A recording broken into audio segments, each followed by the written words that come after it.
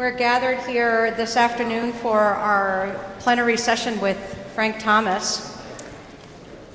And by way of introduction to Frank, just a reminder that his bio is in your program book. If you Google Frank Thomas, you get Frank Thomas, the ball player, who played for the White Sox and the A's, evidently, who has an RBI of 1,704. And I just mentioned that because I just learned what an RBI was last year, so. I have a son who plays baseball, and I'm slow at those kinds of sports things. But this is not the Frank Thomas we have today. I first heard about Frank Thomas when I was a graduate student at Emory in Atlanta, and getting my PhD in New Testament and in Homiletics. And I was working with Gail O'Day, and she said, and we used Henry Mitchell's book, Celebration in Preaching, and the role of celebration in preaching, or celebration and experience in preaching. We used that in our Introduction to Preaching course, and Henry Mitchell was remarkable influence, the way in which he argued that the African American preaching tradition is for everyone. We can all, how that preaching tradition can influence and shape our preaching. And I remember Dr. O'Day saying, okay, there's this new person, there's this new one who's really taking the mantle from Henry Mitchell, from Dr. Mitchell, and Elisha sort of situation. And has this new book out. This was 1997, The Role of Celebration in Preaching, and it immediately became a classic. And and it's in the bookstore, revised and edited. So author of that. Also, he just recently published a book called The Choice, Living Your Passion Inside and Out, and a way in which you can imagine living the life, living your true life. And that's also available in the bookstore, so I wanted to point that out as well. But I have known about Frank for a long time, and only recently, in the last couple of years, gotten to know him, and it's been a pleasure and an honor, and we are in for a wonderful afternoon. Please join me in welcoming Dr. Frank Thomas.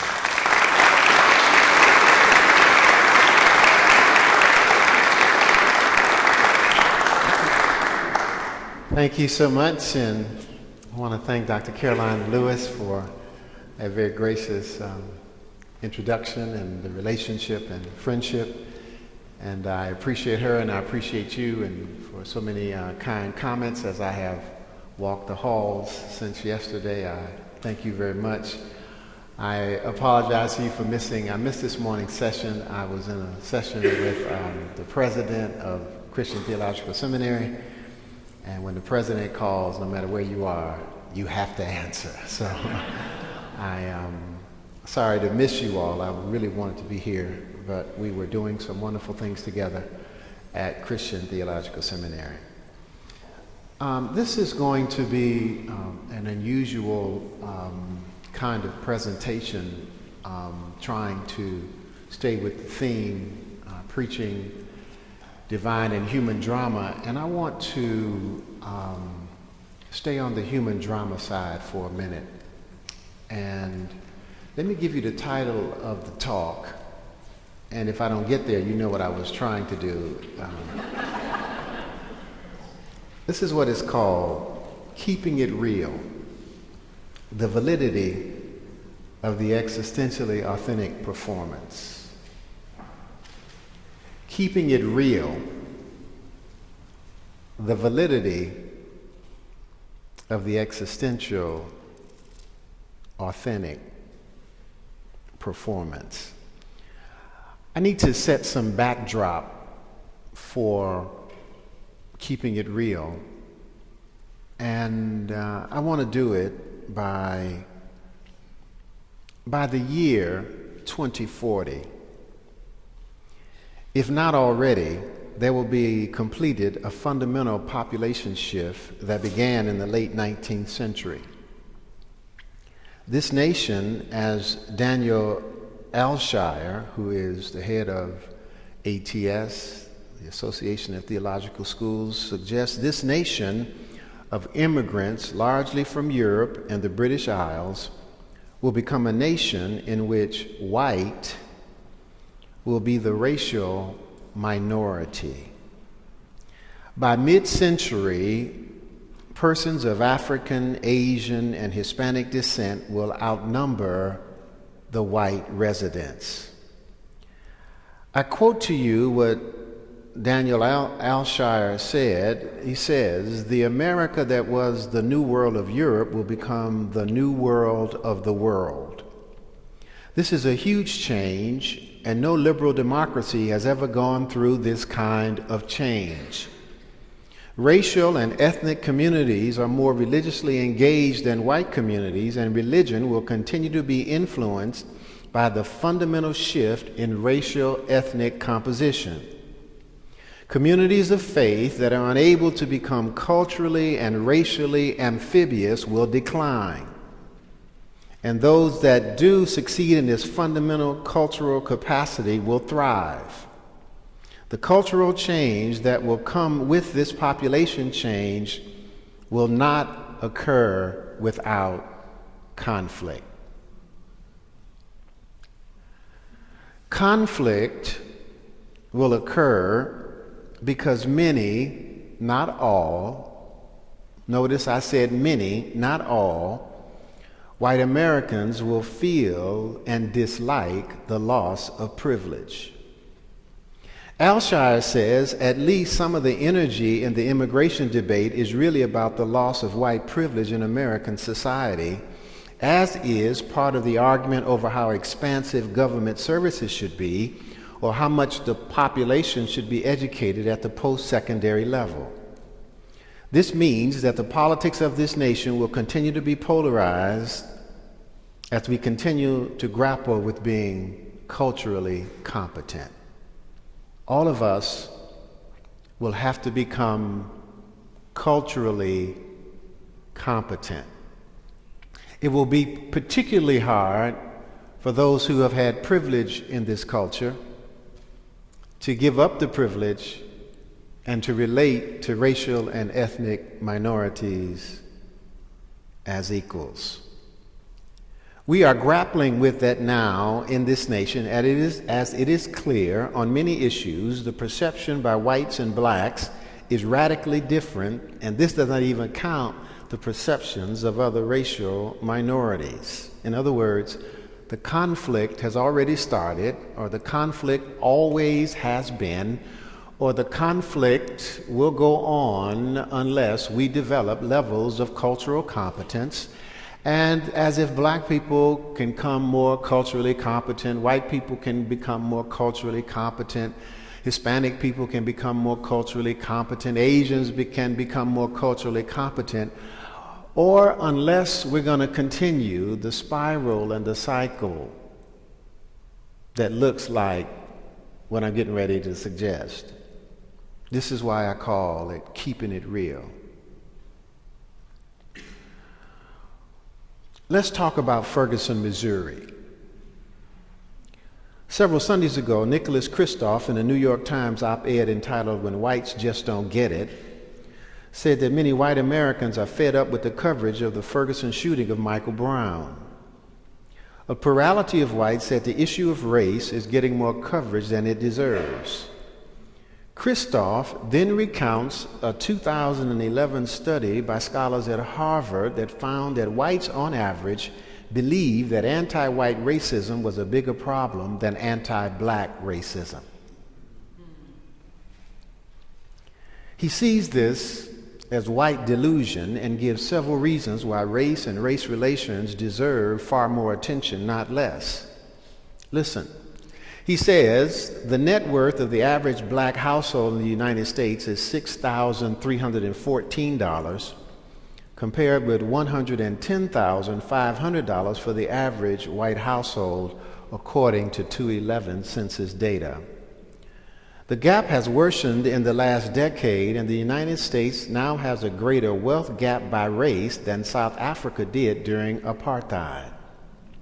Whites in America, on average, own almost as much as 18 times as much as blacks, while in South Africa in 1970, the ratio was 15 times. The black-white income gap is roughly 40% greater than it was in 1967. The income gap between blacks and whites since 1967 has grown 40% wider. A black boy born today in the United States has a life expectancy of 5 years shorter than of a white boy. Blacks are significantly less likely to attend schools offering advanced math and science courses than white students. They're 3 times as likely to be suspended and expelled, setting them up for educational failure. Because of the catastrophic experiment in mass incarceration, black men in their 20s without a high school diploma are more likely to be incarcerated today than employed. Nearly 70% of middle-aged black men who have never graduated from high school have been imprisoned. I discuss this because I'm an African American male. I discuss this because I beat the odds. I discuss this because I grew up in a neighborhood with violence and crime. A lower middle class neighborhood. My father was a short order cook. My mother was a school teacher. And by virtue of the fact that I have a PhD, I'm in a privileged class, and I beat the odds. I believe that if we don't talk about these issues, then the gap will get wider and wider and wider and wider, and there'll be suspicion after suspicion. And so I want to keep it real this morning. And so what I want to do is to let you in on something that I wrote to help you see from the African American's perspective what the world looks like. And I want to do that by using Jay-Z. I want to talk about what preachers can learn from Jay-Z. Hope you're familiar with Jay-Z. If you're not familiar with Jay-Z, you're familiar with Beyonce. You do know Beyonce.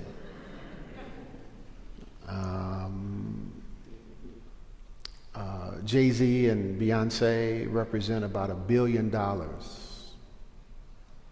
together. Beyonce released her most recent album. She cut out the middle people. She released it on the internet. She shot 14 videos, did not use one middle person. The world was in shock because she released 14 videos directly going to the market. So that's why I'm calling this Keeping It Real. The validity of the existentially authentic performance. So I'm going to drop into black preaching for a minute,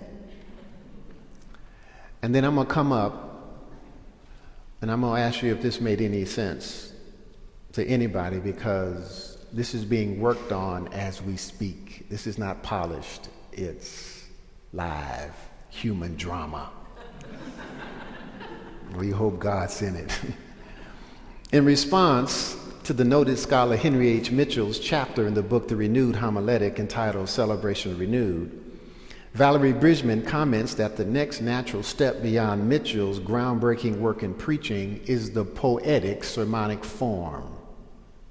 Bridgman's comment is meant to suggest that the next movement in preaching will be the sermon crafted as a poem.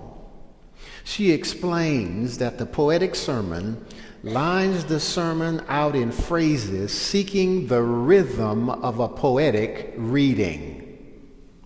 In conversation with Bridgman about her response to Mitchell, she indicated that there is now a generation that has been raised with spoken word, poetry slams, and hip-hop music. This generation finds the poetic a natural form of speech in proclamation. Her concern was that with the poetic form that they would come to believe that there is no place in the church for their form of proclamation.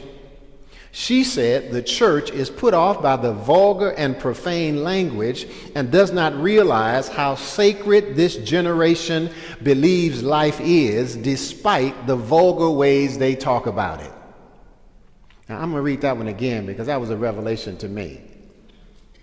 She said the church is put off by the vulgar and profane language and does not realize how sacred this generation believes life is, despite the vulgar ways they talk about it. Her fear is the church will not hear the form based upon being bothered by vulgar language to make a sacred point. Recently, a pastor was fired for attending rapper Rick Ross's concert. In the words of one of the deacons, we cannot have a pastor praising the world one minute, then praising God the next, period, close quotations. In the renewed homiletic, she provocatively called it holy profanity. I believe that her assessment of the poetic form is correct, and we must take her claim seriously. I want to take a cursory look at what lessons preaching can learn from the poetic generation by examining the poetry of Jay-Z, a critically acclaimed representative of contemporary poetry in hip-hop music, and illustrate the validity of the existentially authentic performance. Let's start by looking at the dominant cultural reality of hip-hop. It's called the real. Keeping it real. This is some of the critique of some young people against the church. Y'all talk all this language up here, but you don't keep it real. Or you use all this sacred language, but why is it in my neighborhood that drug dealers make more money than school teachers? And so why doesn't the church talk about that? Why doesn't the church keep it real? Why doesn't the church talk about masturbation? Why doesn't the church talk about menstrual cycles? Why is the church so scared to talk about premarital sex? Why?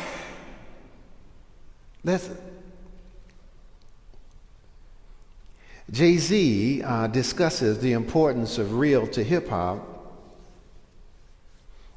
and acknowledges that even though the term keeping it real has been overused and has almost become meaningless, realness is essential. He contends that the greatness of hip-hop is that it keeps it real, and when hip-hop begins to substitute style for substance and loses its signature and its vitality, then hip-hop will go the diminished way of other dormant musical genres such as disco and the blues. When the church, when the preacher, when worship doesn't keep it real,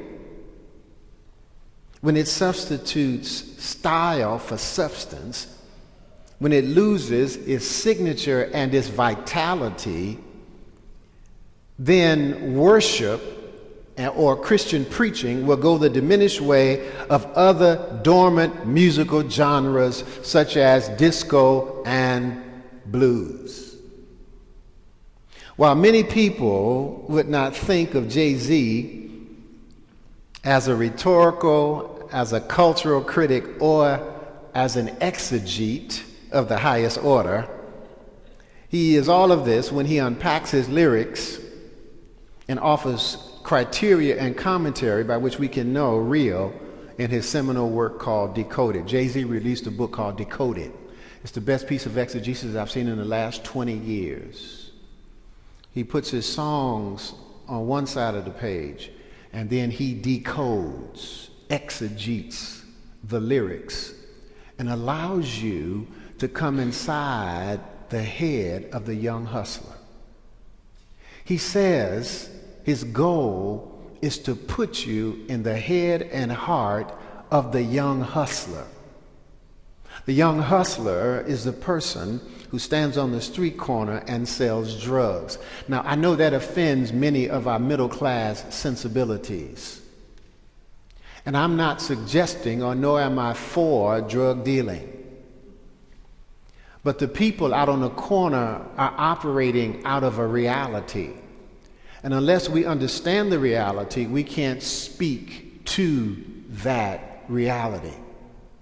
And when we can't speak to people's reality, then we are what? Dormant, like blues or disco.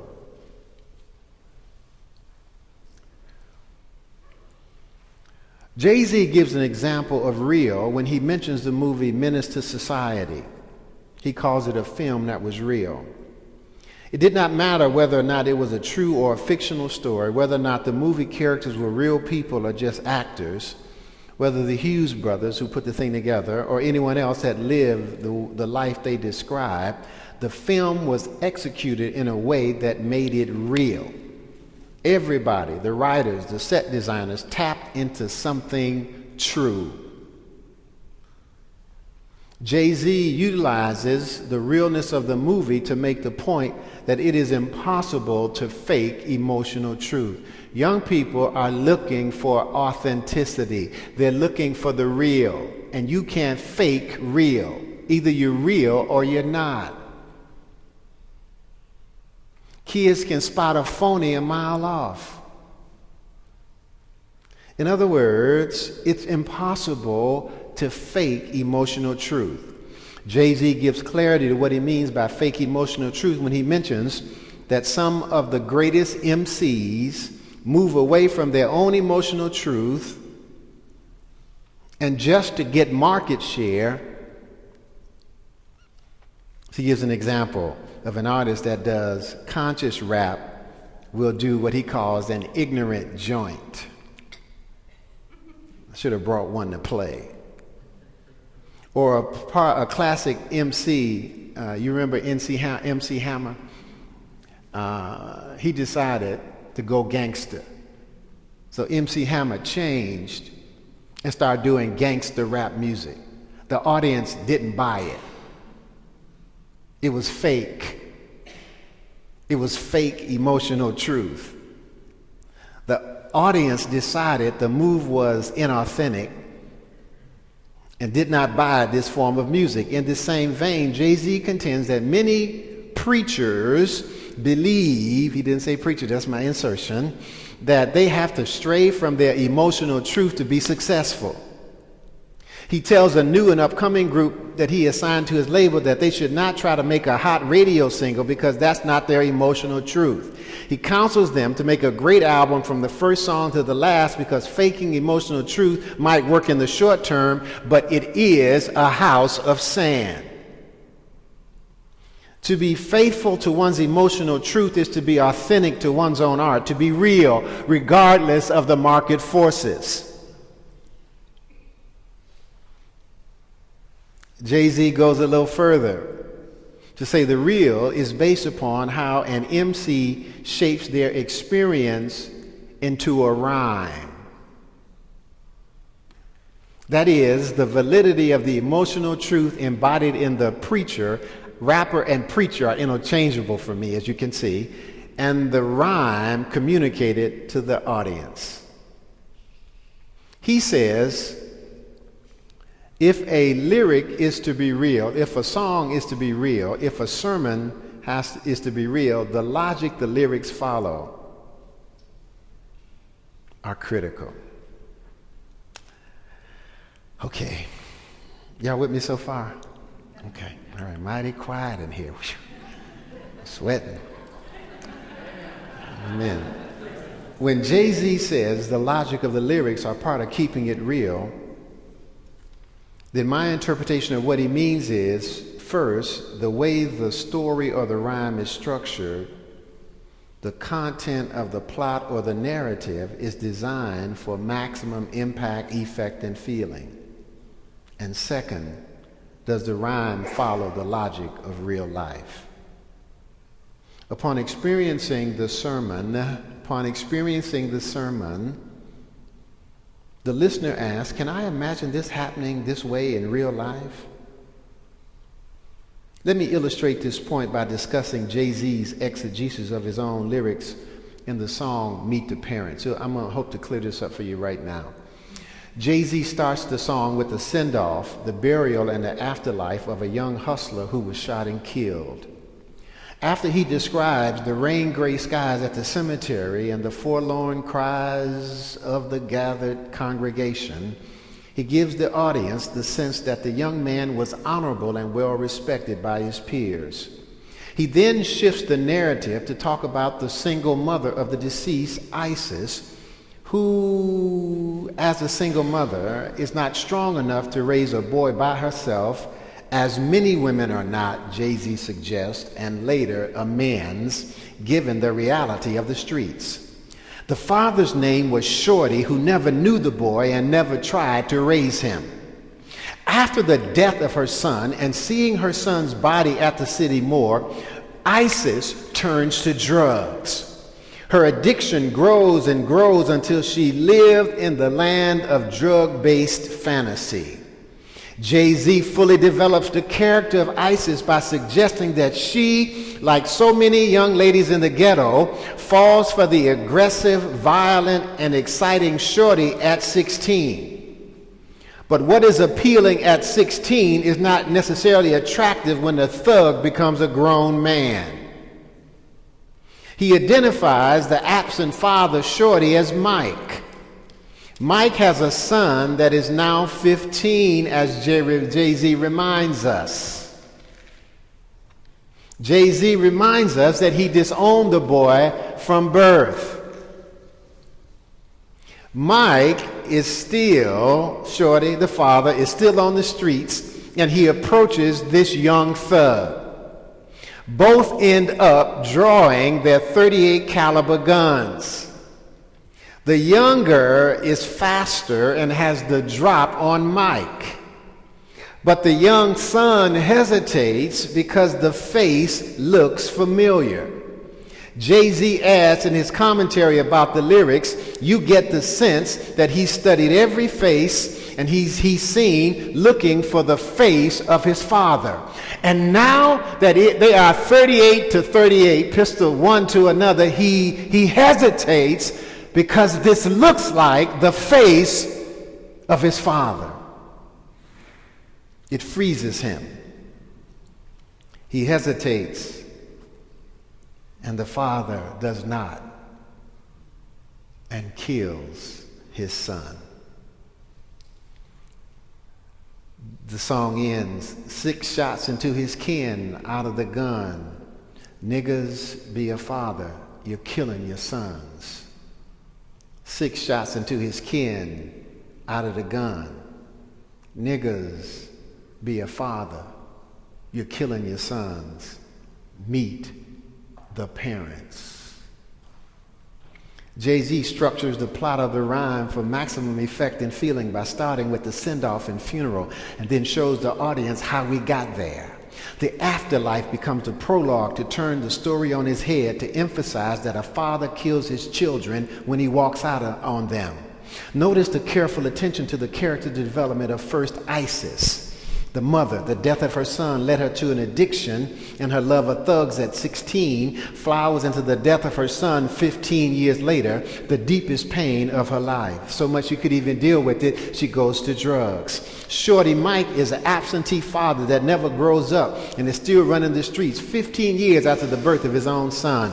And third, the young son on the streets, hard, perpetrating intergenerational schism by not feeling he has to pay respect to the older generation, yet human enough to still be looking for his father's face. Jay-Z brings the entire narrative to resolution in the meeting of the father and the son, face to face and gun to gun. The father kills his own son. He closes with the admonition to be fathers, because fathers that abandon their children are killing their sons. When he closes with the line, meet the parents, he means that it is impossible to understand the hip-hop generation without understanding their parents. Preachers and homileticians would do well to study this kind of poetic genius to make all of us better preachers. The narrative structure and character development, the exegesis of life and culture represented in these lyrics, not to mention the descriptive imagery and wordplay, are worthy of imitation for anyone who wants to be effective at preaching. Also, a generation has grown up listening to hip-hop poetics, and these poetics have and certainly will, based upon the inexorable march of time, affect preaching as these young preachers approach their zenith in the pulpit. I issue this challenge and ask this question of the older generations, including myself. How can we support, develop, and mentor this generation if we do not at least understand one of the major forms of their proclamation? I believe that every preacher should read Decoded. I believe every person in this audience should read Decoded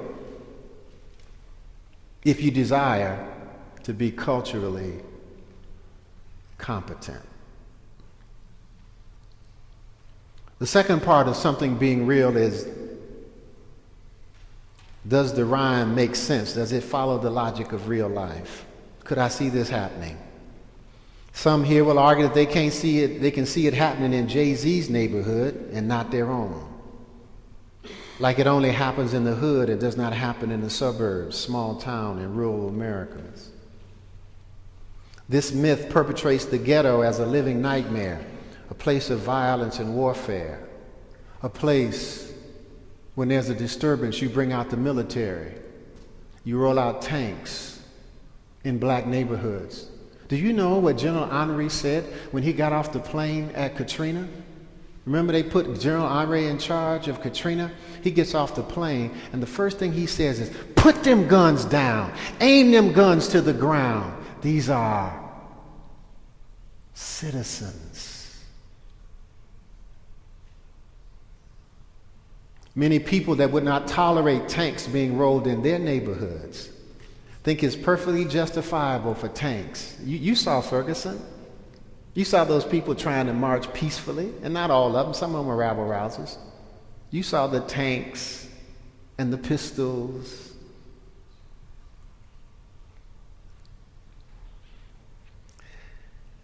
Because the media, we perpetrate the myth that the ghetto is a living nightmare. But violence and crime happen in every community and know no boundary of race or color. Evil is faceless and resides in every neighborhood.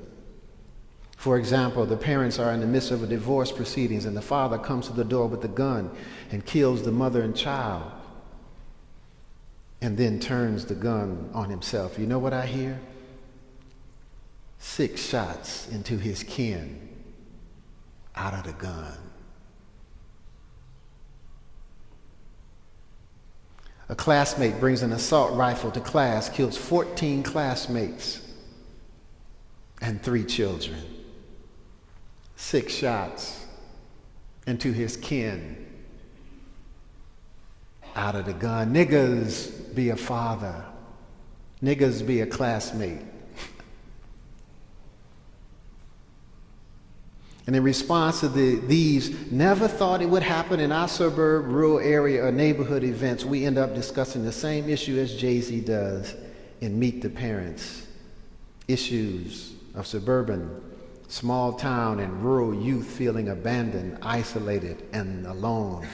We are the parents, and the violence is real in every neighborhood. I had a student, I did a D-Min class in June. And so I was talking like this about violence in every neighborhood. And one of the students said, you know, I come from Germany and I pastor an upper middle class, and we don't have all this in our neighborhoods. So I would not even know. And I said, so are you telling me that rape and molestations don't happen in your neighborhood? I mean, are you telling me that black football players are the only ones that jump on women and abuse? Is that what you're telling me?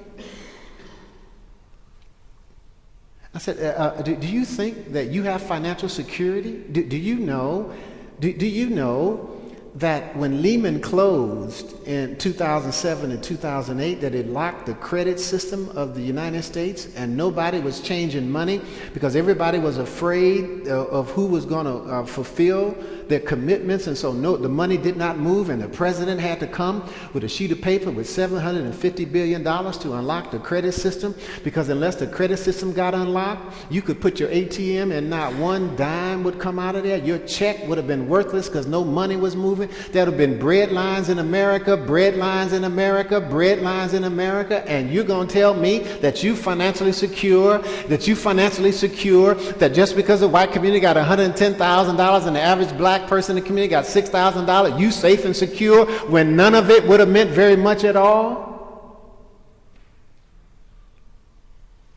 I don't buy it. I don't care where I preach, white, black, green, yellow. You can bring me to the biggest cathedral with the richest people in the world. I preach the gospel of Jesus Christ, because right there in that place is pain, suffering, and brokenness. I don't care how much money you have. And I don't care how we dress it up, except in many churches, we don't like to be real. We don't like to talk of such things.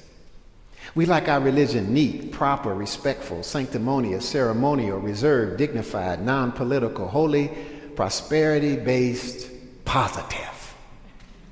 We don't like it raw, dirty, contradictory, mistake-filled, ironic, vulgar, loud, tragic, complicated, conflicted, and painful. This is black churches too. Some black churches don't like to discuss urban or ghetto or big city problems. And in the meantime, the rapes, the molestations, the murders, the sexual violence, the wealth inequality, the hunger, the poverty, the unemployment, the lack of educational opportunities, the drive-by shootings, what we call driving while black, relationship violence, and death is all around us. It goes unaddressed. The average preacher won't deal with it. The average preacher acts like it's not real. The preacher, in response to or because of personal and collective denial, fakes emotional truth or allows the church to fake emotional truth.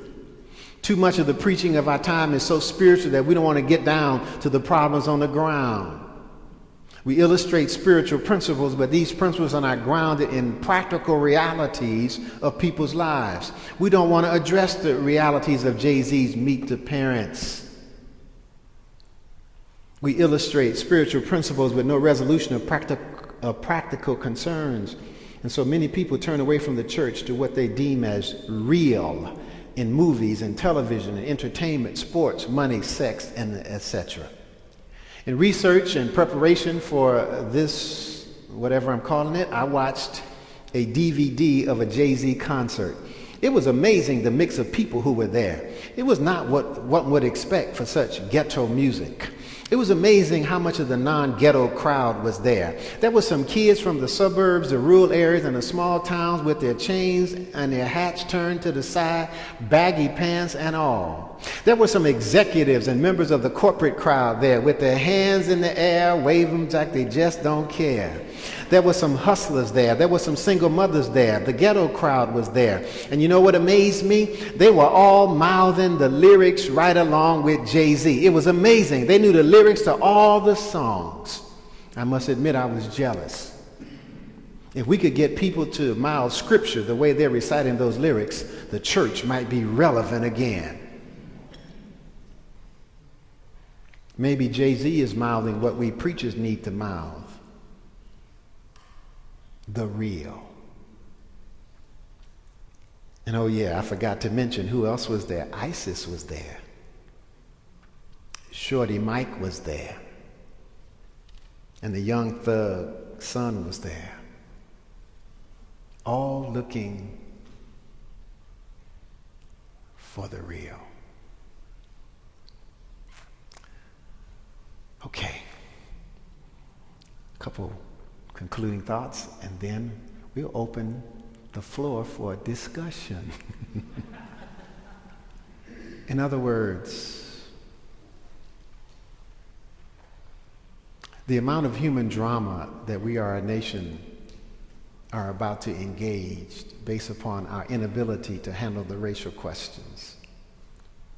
when whites no longer will be the majority and be a racial minority, it's going to engender conflict because no privileged group gives up privilege easily. And we're not talking about that. We're not thinking. So what would that look like? Well, there's something called diversity. And diversity is when you get a few minorities on your board or a few minorities in your church. We're diverse. And you will know that we got to get beyond that, because beyond diversity looks like if our student population is 40% minority, why do we only have 2 black trustees or 1 woman trustee? If women are 50-something% of the students, shouldn't they be 50%? I mean, wouldn't that make sense? To move past, so that's what I mean. To move past diversity. Diversity is when you get 1 or 2 women or blacks or Hispanics or Asians, and we like it when they cover 2 categories. And we put them on the board and we say we're diverse.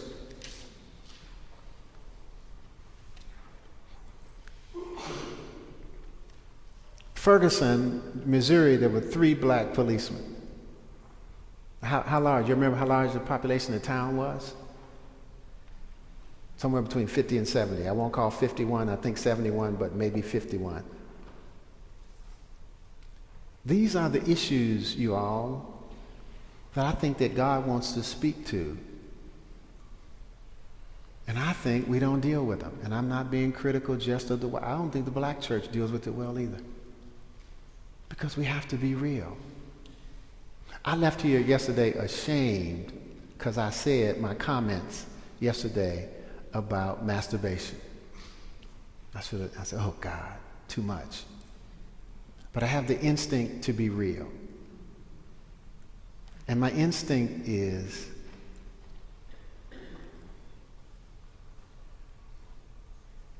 life is too short to pretend. And so I'm like, as best I can, let's get on with it. So let me stop there. And y'all tell me what I was trying to say. Did anybody hear me say something? Did I say anything relevant? Can we talk about it for a few minutes? Yeah, come on, help me. Please help me. So y'all said I did a wonderful job I should have did this yesterday and closed well. That's what I should have did. Yeah. I'm Jeff Deerdorf, and I'm unusual in that I've spent 4 years of my life in Muslim countries and been working in a lot of diverse situations. Well, the last 5 years of my ministry, from moving from a big church to a little church, and I'm down in Indiana with a lot of white farmers, a lot of good people. And I said, but we're all white. And so I said, we're going to get to know some folks. So we went up to Benton Harbor, and as many days as we could, we worked together. Anybody who knows Benton Harbor knows it's the lowest income in the state of Michigan. Mm-hmm. And there's so much fighting in schools, not much is taught, although there's a Boys and Girls Club there that's doing a good job, $5 million building, and everybody's tutoring and doing that, and the churches are, biracial, and so we're working along with them and putting the roof on house. And he says, how does it feel? How does it feel? And they said it felt good. But then you go back to where you're at, and you're back in and I changed my accent according to where I'm at. Mm-hmm.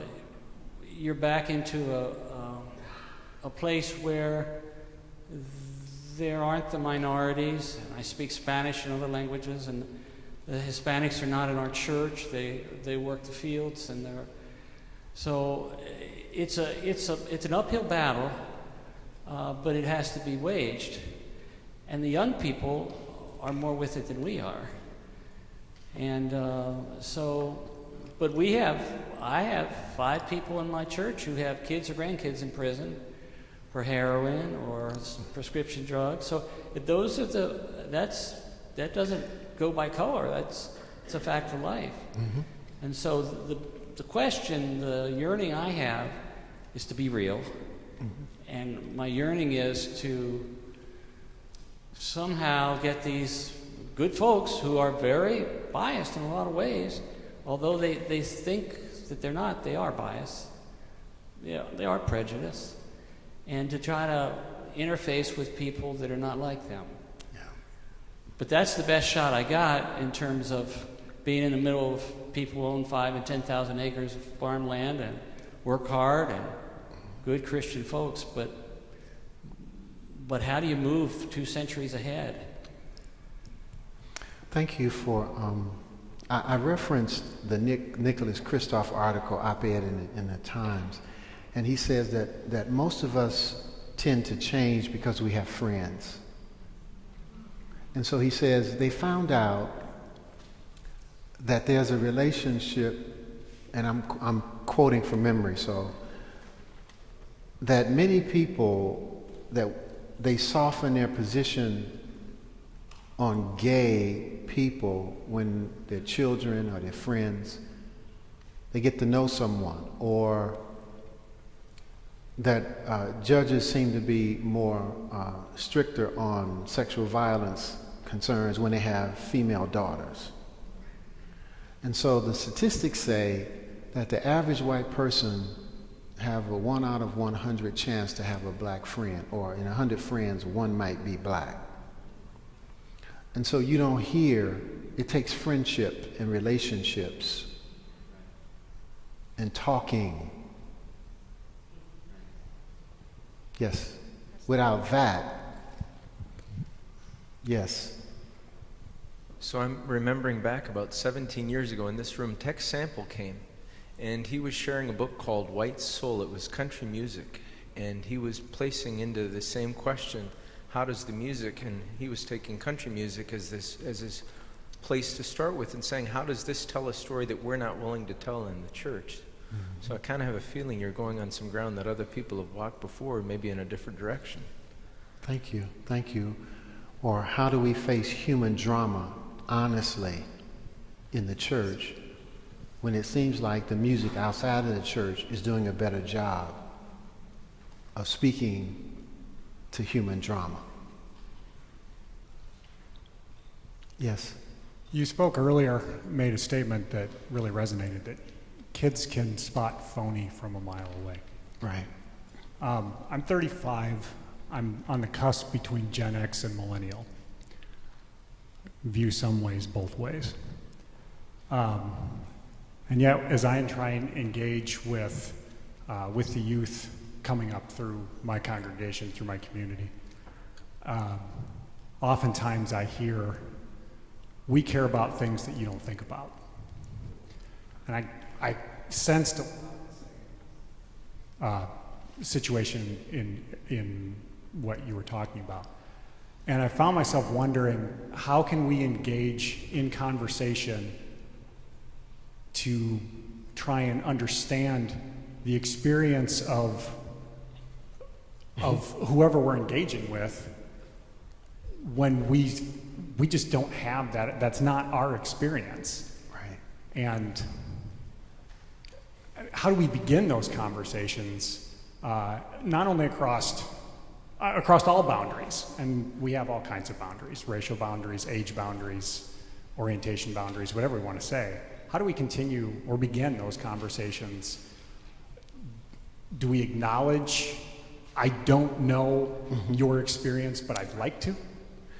I think, I'll tell you what, I believe that if we love deep enough and listen long enough, we can come to understand. Because experience is fundamentally human. So for example, Jay-Z says he's going to put you into the head of the young hustler. He says, the first time I sold drugs because we didn't have enough money in the house. My father left us, and so there weren't a lot of jobs, and so I sold drugs. And he said there was nothing my mother could say to me because she couldn't pay the bills by herself. And what I brought in paid the bills. The second time I sold drugs, I did it for the power,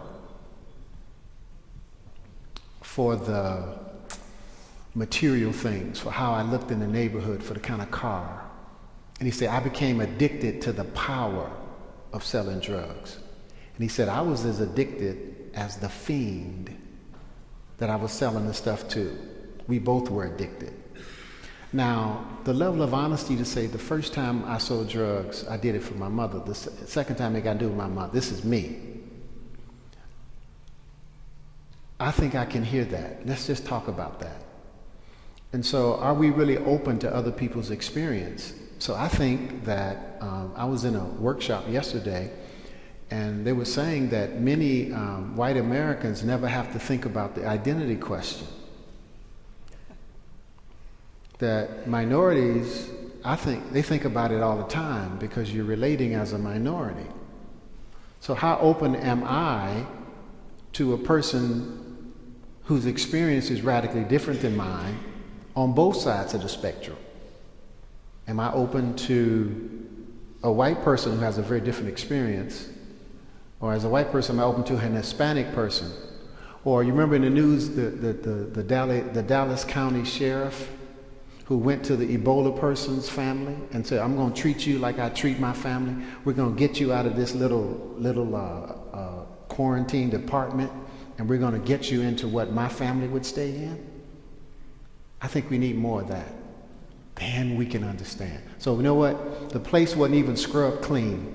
He had his suit on, and he went and sat down to talk to the woman in that place. I assume it was a wife, may not be, I'm not sure. As a person.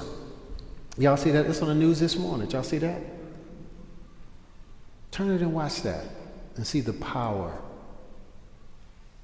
of when we relate to somebody as a human being.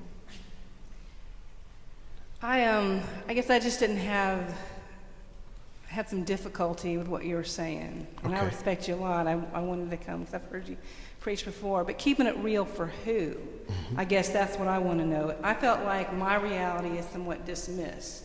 Okay. I'm a white person who graduated from a class where there was 70% black, 30% white.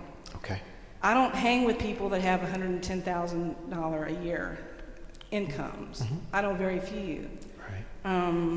So Jay-Z, he's cool. He's married to Beyonce, but also he's a hustler. And how real is he? Being an entertainer the way he is. So I was having a little bit of difficulty with just how real Jay-Z is. And he's real in that he can use the N-word. If I use it, it is not cool. That's right. And it's not real. And I wouldn't want to use it, but I mean, that already puts distance in reality. It's real for Jay-Z.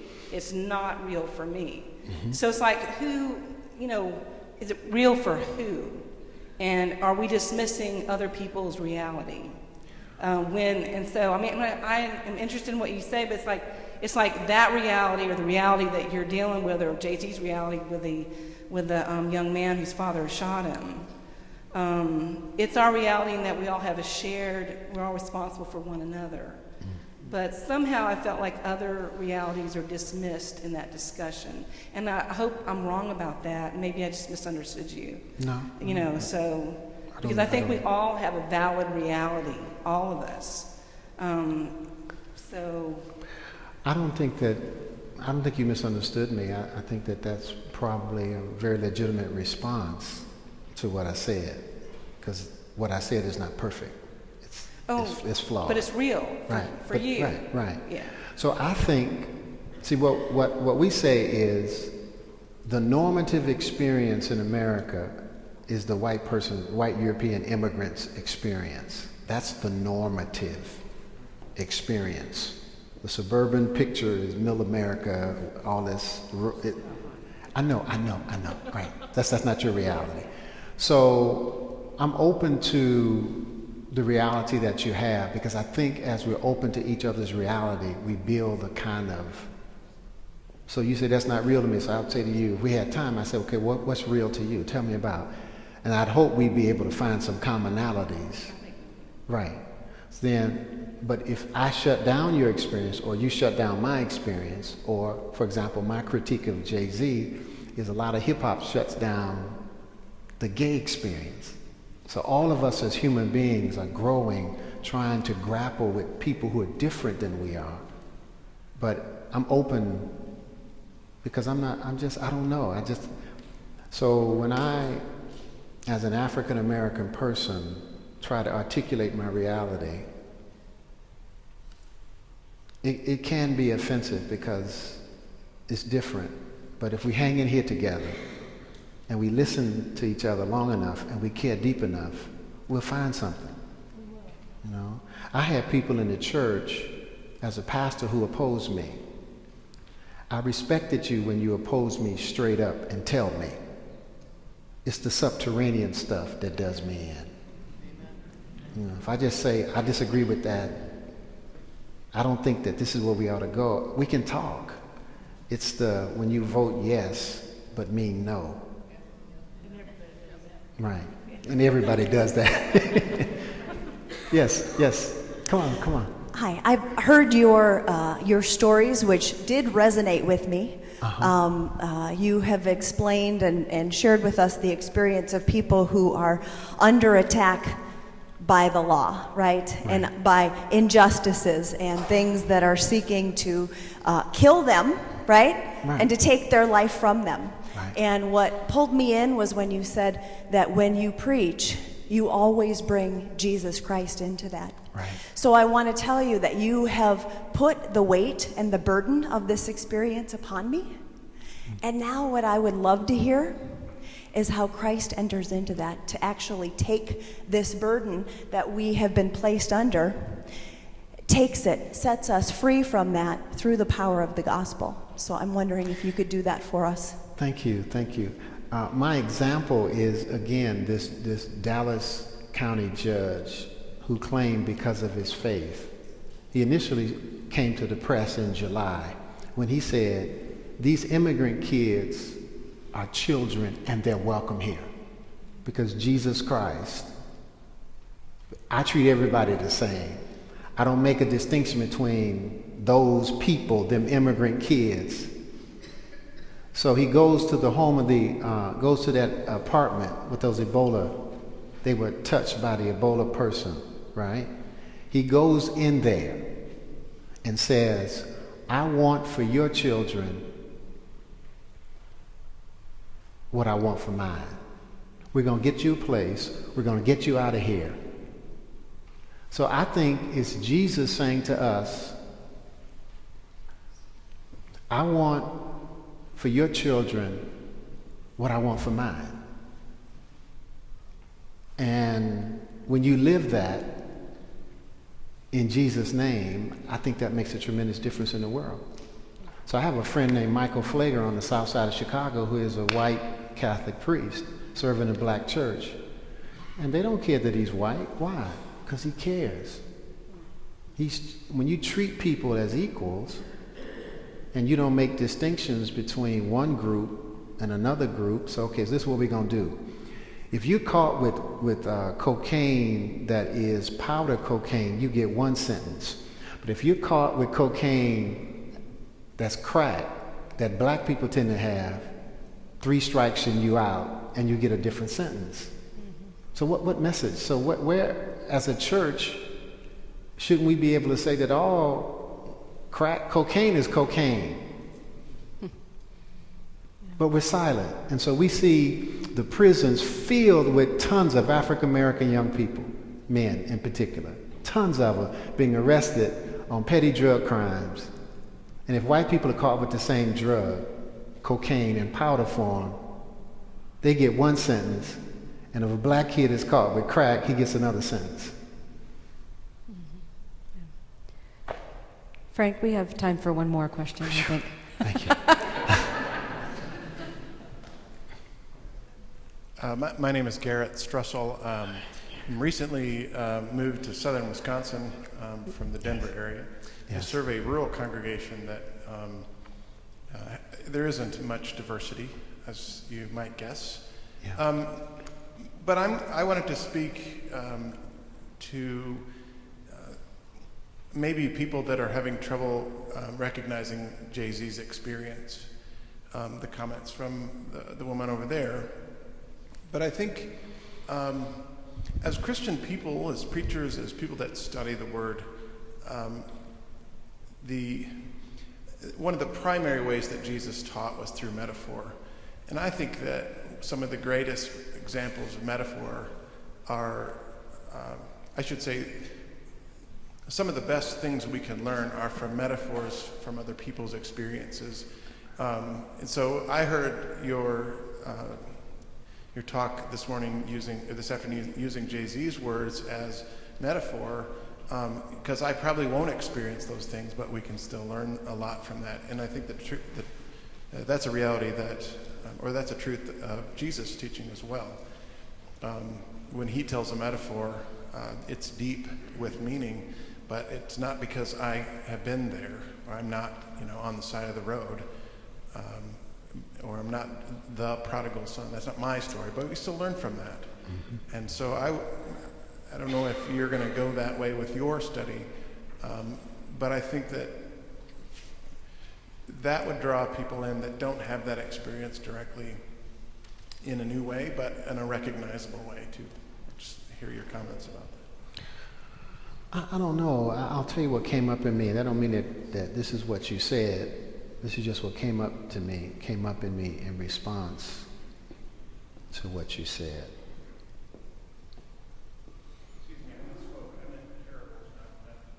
Okay. Now you confuse me more, but that's another step. I think that what I'm trying to say is that in human drama, the divine drama is about treating each other as children of God. That we have all this human drama, race, class, gender, nationalism, we have tons of it. But it feels to me that God is always on the side of the human treatment of other people, however that may look. And so the road, on the side of the road, is a parable or a metaphor of people who have been. So, for example, let me say this and then we're coming to the end. When I encounter a policeman as an African American male, I'm not sure that this is going to be a positive encounter. And so I do absolutely nothing that could give any policeman any idea. You might not have that experience when you get stopped by a police. So how do we make police forces humane so everybody can have I realize there are criminals out there. I realize they're bad people. I'm not naive. And I think that's the side that God is on. And I think we get in trouble by ignoring that. We're not relevant.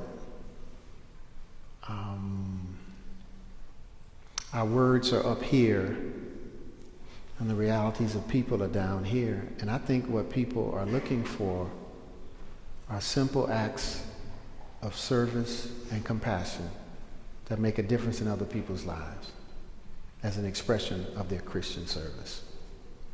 So I want to thank you all for the conversation and the dialogue, and I appreciate you all listening to that craziness.